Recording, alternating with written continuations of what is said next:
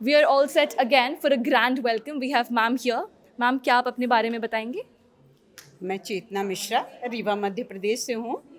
और रीवा जैसे बहुत सारे लोग नहीं जानते होंगे, छोटा शहर है मध्य प्रदेश का। तो वहाँ पर मैं बिजनेस वीमेन हूँ। मेरी बहुत सारे खुद के स्थापित जो है बहुत सारी पेट्रोलियम, ऑर्गेनिक फार्मिंग और या स्कूल शिक्षा, ये सारी चीज़ें बहुत सारे जो संस्थान हैं जो मैंने खुद अपने बिना किसी बिजनेस बैकग्राउंड के और बिना किसी गॉडफादर के केवल अपनी मेहनत और लगन से उसको मैंने स्थापित किया।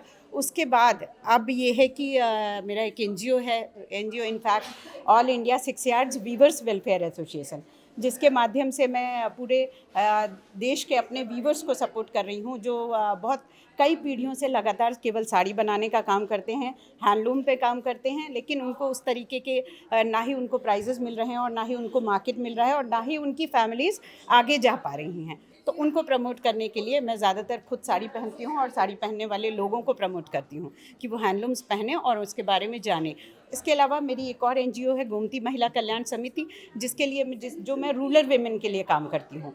तो जैसा आपने कहा कि एक नारी 100 पे भारी, एक नारी 100 पे भारी प्लेटफॉर्म में मेरे आने का केवल एक ही कारण है कि मैं जब मेरे साथ जो रूरल वेमेन हैं वो जो काम करती हैं, उनके स्किल डेवलपमेंट का जब मैं काम करती हूँ, उनको मार्केट देने का प्रयास करती हूँ, एग्जीबिशंस में ले जाने के लिए कि उनके जो वो प्रोडक्ट बनाती हैं वो एग्जीबिशन के थ्रू न केवल पूरे देश में अपितु विदेशों तक जाएं।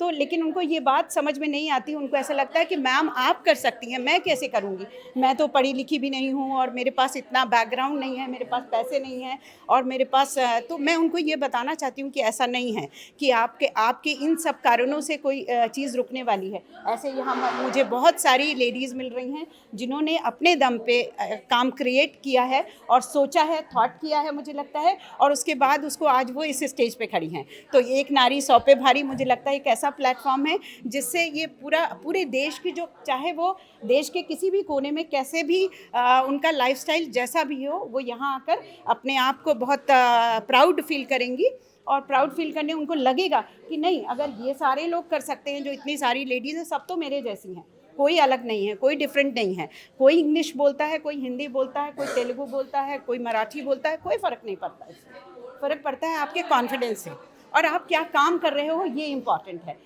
तो मैं स्किल डेवलपमेंट का भी काम कर रही हूँ। रूरल वेमेन को मैं बहुत सारी ट्रेनिंग्स प्रोवाइड करती हूँ कि ताकि वो जब उनकी अच्छी ट्रेनिंग होगी तभी तो वो अपना मार्केट में कोई भी प्रोडक्ट है जो वो उसको मार्केट में ले जा पाएंगी।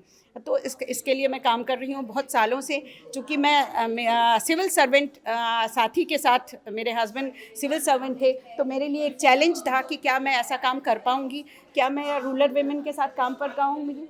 पर मैंने उसको साबित किया कि नहीं, कोई फ़र्क नहीं पड़ता आप किसी भी बैकग्राउंड से हो। तो पहले मैंने अपनी जिम्मेदारियां पूरी की, अपने बच्चों को, मेरे 2 बेटे IITN हैं और IFS सेवा में भी हैं, इस समय वो सेक्रेटरी भी हैं। तो मेरे लिए बहुत बड़ा चैलेंज था कि मैं इस तरह का काम क्या अपनी जो आसपास के इलाके में जो रूरल वेमेन हैं उनके लिए कर पाऊँगी।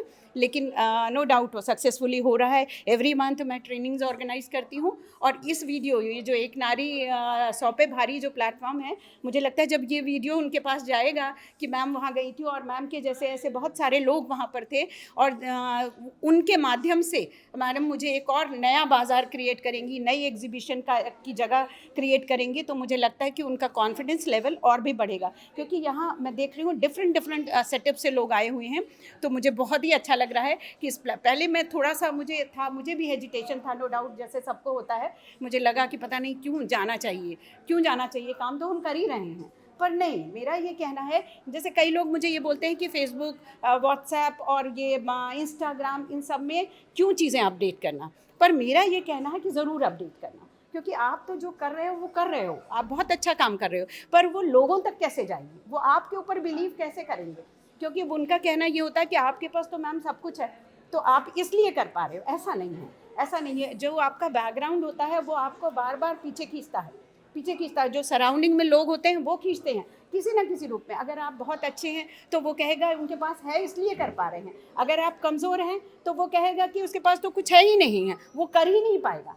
तो इन सारे बैरियर्स को हमको तोड़ना है, और ये एक नारी 100 पे भारी मुझे लगता है इन्होंने तोड़ा है, उस बैरियर को तोड़ा है, क्योंकि मुझे बहुत सारे डिफरेंट सेटअप के लोग दिखाई पड़ रहे हैं। तो मुझे लग रहा है कि बैरियर न केवल टूट रहा है बल्कि टूट चुका है, और आगे आने वाले समय में एक नारी 100 पे भारी प्लेटफॉर्म मुझे लगता है पूरी दुनिया के प्लेटफॉर्म में जाने वाला है, ऐसा मुझे लगता है। सभी का इस थैंक यू कहना चाहूँगी जिन्होंने मुझे ये अपॉर्चुनिटी दी कि मैं आज यहाँ पर हूँ और अपनी बात कह पा रही हूँ, जो बिज टीवी के माध्यम से, बिज नेशन टीवी के माध्यम से न केवल देश अपितु दुनिया के नक्शे पर जाएगा, इसकी मुझे पूरी आशा ही नहीं विश्वास है।